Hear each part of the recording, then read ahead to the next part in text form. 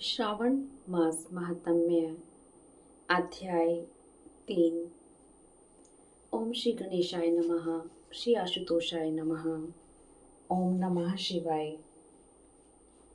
नक्तम व मौन व्रत का फल। सन्नत कुमार बोले, हे प्रभु, आप इस श्रावण महात्म्य के बारे में विस्तार से बताएं।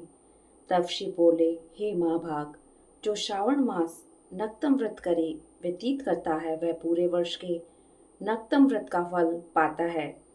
दिन पूरा होने से 3 घंटे पहले लिया गया आहार नक्त व्रत कहलाता है। इस नक्त व्रत में भोजन के लिए सूर्य अस्त होने से 3 घंटे के वक्त को छोड़कर अवशिष्ट समय अपनाया गया है। सूर्य अस्त होने से 3 घंटे पूर्व का समय सायंकाल होता है। अतः इस समय स्त्री रमण, आहार, निद्रा तथा स्वाध्याय ये चारों पूर्णतः तथा वर्जित हैं। हे सन्नत कुमार, अब आप मुझसे सन्यासी और गृहस्थी के लिए नक्तवत भोजन की 2 प्रकार से की गई व्याख्या को मन लगाकर श्रवण करें। सूर्यदेव के अस्ताचल की ओर जाते हुए सूर्य प्रकाश के धीमे पड़ने पर जब मानव देह की परछाई पुरानी हो जाती है तब सन्यासी को नक्त भोजन ग्रहण करना चाहिए। परंतु शास्त्रों के मतानुसार जब नक्षत्र प्रकट होता है तब लिए गए रात्रि भोजन को नक्त भोजन कहा जाता है। रात्रि काल में भोजन ग्रहण करना वर्जित होने के कारण सन्यासियों को केवल दिन के 8वें भाग में भोजन ग्रहण करना उचित माना गया है। गृहस्थ प्राणी का विधि के अनुसार ही नक्त भोजन करना वर्जित है। अतः इन तीनों को सूर्योदय रहने तक ही भोजन कर लेना चाहिए। पुत्रवान प्राणी आश्रमी कहलाते हैं। श्रावण माह में व्रत धारण करने वाला पुरुष या स्त्री मरणों उपरांत सद्गति प्राप्त करता है। श्रावण मास की प्रथमा तिथि को प्रातः ही वह ब्रह्मचार्य व्रत को अपनाकर प्रतिदिन स्नान करेगा, यह निश्चय करे तथा यह व्रत भी धारण करे कि श्रावण माह में प्रत्येक प्राणी पर दया करेगा, नक्त व्रत रखेगा और रात्रि जागरण करेगा। यदि इस काल में वह मृत्यु को प्राप्त हुआ तो उस समय स्वयं जगतपति उसका व्रत पूरा करेंगे, ऐसा निश्चय वह मन में धारण करें। हे सन्नत कुमार, अब आप मुझसे अति उत्तम लक्ष्य पूजा विधि का विधान दत्तचित हो सुने। शांति की कामना वाले और दीर्घायु प्राप्त करने के लिए चंपा के फूलों से तथा अर्थ की कामना हेतु प्राणी को बिल्व पत्रों से भगवान हरि की पूजा अर्चना करनी चाहिए।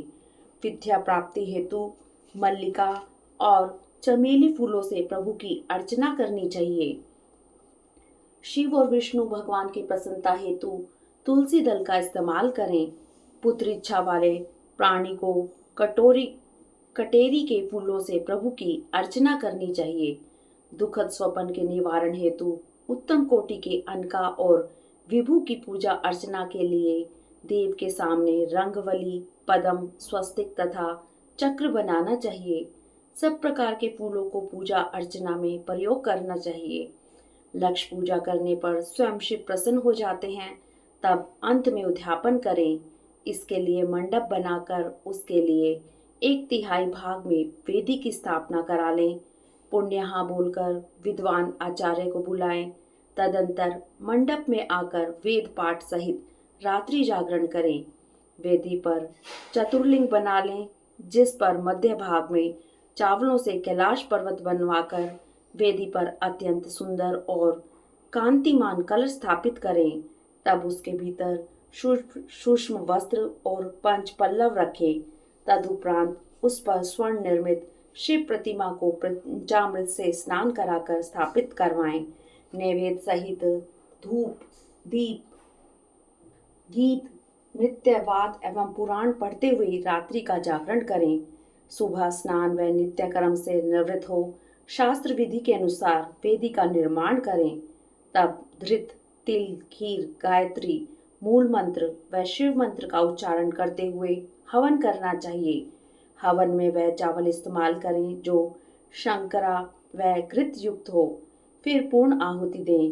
प्रातःकाल में आचार्य का पूजन कर उसे वस्त्र, अलंकार, आभूषण आदि की दक्षिणा दें। वह दीपक जो पूरे श्रावण मास में जलाया जाता है उसे भी दान में दें। सारी मनोकामनाओं की सिद्धि चांदी के बने दिए में गोघृत तथा सोने की बत्ती के साथ ब्राह्मण को भोजन कर ग्रहण कराकर विदा करें। हे सनत कुमार, जो कोई इस विधि से मेरी पूजा अर्चना करता है उससे मैं अत्यधिक प्रसन्न रहता हूँ।